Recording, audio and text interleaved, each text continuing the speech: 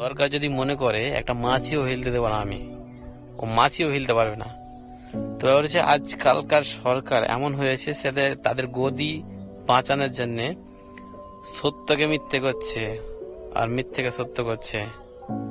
যেগুলো সত্য জিনিস, যেটা ন্যায়, ওগুলোকে অন্যায় করছে।